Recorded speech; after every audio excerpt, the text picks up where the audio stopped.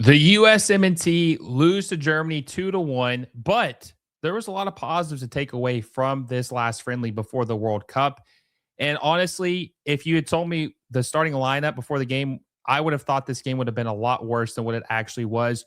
Germany's a very, very good team and probably the hardest team we faced probably since Portugal. But with this lineup we had, and obviously this being a game that we really need to get some momentum going in, there's a lot of pressure for a friendly, right?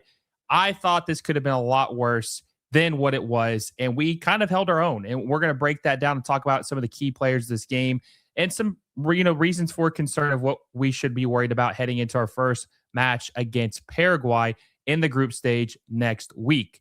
But before we get into that, guys, make sure you guys hit that like button down below if you haven't already, and also hit the hype button if you're watching on mobile. And if you guys want to have the best World Cup coverage, make sure you guys are subscribed to the channel. We got you covered all summer long for the USMNT and other teams. You guys are not going to miss it. And hit that little bell notification so you don't ever miss any of our videos. So let's start off with this game in the first half, right? When we saw the lineups, there were 5 changes for the USMNT heading into this game. Matt Freese was going to get the full start. We were going to see Miles Robinson starting, which was a huge, huge head scratcher because we thought maybe Miles Robinson was going to be exiled. He wasn't going to play. He had a horrible game against Senegal, and I did not think he was going to play, let alone start in this game. And he gets to start at center back. We saw everything else was exactly the same in the defense. Dest and Robinson, Ream, and Freeman. But we did see McKennie get into the starting lineup. We saw Tillman start, and we saw Ballo start. And in the first half, like the first 15 minutes, it was atrocious. Like Germany was pressing us like crazy, and we were struggling. We were losing possession of the ball, and we just looked very uncomfortable. And then in the second minute of the game, on a cross from Kimmich, Havertz scores a header. And Havertz is very, very hot and cold, right? He's not a consistent goal scorer for Arsenal. He's just not, right?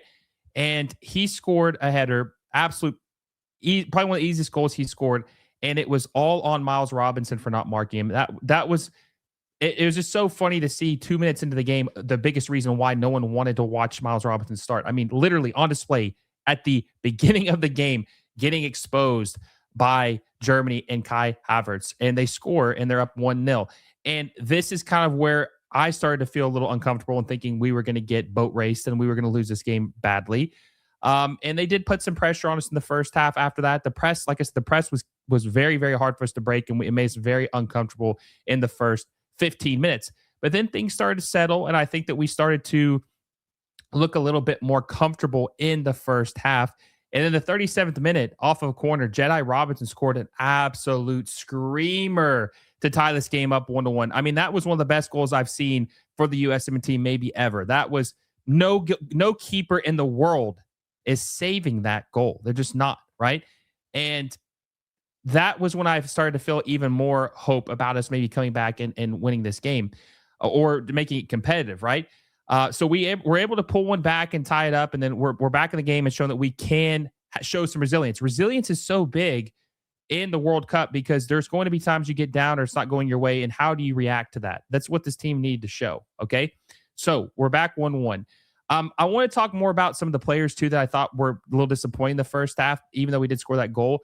I thought Tillman was a ghost in the first half, right? I don't think he played very well. I don't think he really did anything. He was very unnoticeable. I thought McKennie was very sloppy in the first half. I thought Robinson was terrible. Let me know down below, who do you guys think was the worst player in the first half outside of Miles Robinson? You can't say Miles Robinson. Okay, you can say Miles Robinson, but who else was bad, right? Who else was bad in the first half outside of him? I thought Ream actually was okay, not as bad as he was in the last game. I thought he had some moments of brilliance, but McKennie, Tillman, and Miles Robinson were my 3 worst players in the first half, and I thought Ballo was okay, but he didn't look as dangerous in the final third as you would like to see him look against a team like Germany. So those are kind of some players I was disappointed with in the first half, but I have to say that I thought Pulisic was really good. Now, if you look at the FOTMob scores, which that's why you can never take those, you have to take those with a grain of salt, right? You have to look at the eye test. I thought that Christian Pulisic looked very good in the first half, especially the last 20 minutes. He was ramping up the attack. He was dangerous. He was making great plays. He just looked very confident, and I think he was giving Germany some trouble, right? And he had two chances in the first half that he wasn't able to score because it was good goalkeeping and blocking, good goalkeeping and a block by the defender. So he looked very explosive, though, and you could see him because there were some concerns in the first 15, 20 minutes. Is Pulisic going to revert back to his disappearing self? We need him to play like he did against Senegal if we want to have any chance of advancing in the World Cup. And we started to see him, even though he didn't have a goal contribution in this game, you could see him start to make waves and start to put Germany on their back heels a little bit, right? So he was a positive. I thought that Jedi was incredible in this game, especially in the first half, which we'll talk more about in the second half, which a little bit of issues with that. I thought Alex Freeman was solid in the first half. I thought Dest was explosive on the right side because he was playing more as like a right winger than a right back in this game, a right wing back. He was advanced pretty much the entire game. So overall, I thought the first half was okay with the way it started. I gave it like a 6 out of 10 for the United States, especially because Germany's very, very good. And I think they did a good job of eliminating some of the players. I didn't really notice Wirtz too much today. I didn't notice Musiala too much the first half today. The two players I noticed most up top for Germany was Havertz and Sané. Those were the two guys I think that had the best performance in the first half for Germany. So now moving on to the second half of the game, I thought that the United States were going to come back out with their starters. I didn't know for how long, but they did. Germany and the United States came back out, same starting 11s, and I think they wanted to see how they would react after playing more than 45 minutes. Like, is their legs gonna get tired? What's gonna happen with the team? And the United States came back out looking good again. Like, I thought Pulisic was the best player at the beginning of the second half. He was looking more explosive. He had two more chances, I think, in the second half. He had this one beautiful play where he flicked it over the head. I think of maybe it was Kimmich, I think. I'm not 100% sure if it was him, but he flipped it over his head and kept it in play, when it was close to the out of bounds line. I mean, he was putting on the show today, and he was just really putting in that extra work, that extra gear, which we want to see from Christian Pulisic. And I have no complaints for him. So everybody played in the second half, but the bad news is, hey everyone, quick word from our sponsor, FanDuel. If you're into soccer like I am, you already know how exciting La Liga, the Premier League, and MLS matches can get. With FanDuel, you can make it even more fun by placing bets on your favorite teams and matches across all three leagues.